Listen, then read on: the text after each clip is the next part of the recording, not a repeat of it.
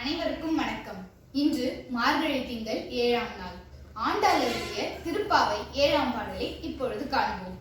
கீசு கீசு என்றெங்கும் ஆணை சாத்தன் கலந்து பேசின பேச்சரவம் கேட்டிலையோ பேய் பெண்ணே, காசும் பிறப்பும் கலகலப்ப கைப்பேர்த்து வாச நறுங்குழல் ஆய்ச்சியர் மத்தினால் ஓசை படுத்த தயிரரவம் கேட்டிலையோ நாயக பெண் பிள்ளாய், நாராயணன் மூர்த்தி கேசவனை பாடவும் நீ கேட்டே கிடத்தியோ தேசமுடையாய், திரவேலோர் என்பாவாய். இப்பொழுது இப்பாடலின் பொருளை காண்போம். அறிவில்லாத பெண்ணே, ஆணை சாத்தன் என்றழைக்கப்படும் வலியன் குருவிகள் கீச்சிடும் குரலும் அவை தங்கள் துணையுடன் பேசும் ஒளியும் உனக்கு கேட்கவில்லையா?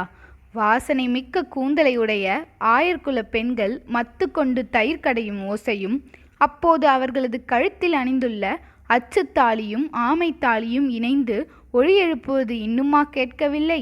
எல்லோருக்கும் தலைமையேற்று அழைத்து செல்வதாக சொன்ன பெண்ணே, நாங்கள் நாராயணனான கேசவனை புகழ்ந்து பாடுவது உன் காதில் கேட்டும் உறங்கும் மர்மம் என்ன? பிரகாசமான முகத்தை கொண்டவளே, உன் வீட்டுக் கதவை திற. இப்பாடலின் உட்கருத்தை காண்போமா? பெருமாளுக்கு பல திருநாமங்கள் உண்டு. இதில் கேசவா என்ற திருநாமத்தை 7 முறை சொல்லிவிட்டு அன்றாட பணிகளுக்கு கிளம்பினால் அன்றைய பணிகள் தங்கு தடையின்றி முடியும் என்பது நம்பிக்கை.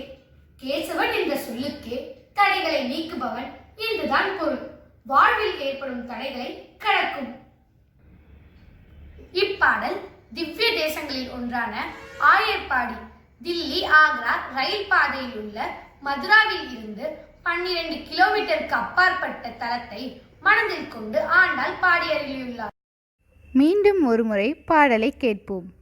கீசு கீசு என்றெங்கும் ஆணை சாத்தன் கலந்து பேசின பேச்சரவம் கேட்டிலையோ பேய் பெண்ணே, காசும் பிறப்பும் கலகலப்ப கைப்பேர்த்து வாச நறுங்குழல் ஆய்ச்சியர் மத்தினால் ஓசைப்படுத்த தயிரரவம் கேட்டிலையோ நாயக பெண் பிள்ளாய், நாராயணன் மூர்த்தி கேசவனை பாடவும் நீ கேட்டே கிடத்தியோ தேசமுடையாய், திரவேலோர் எம்பாவாய்.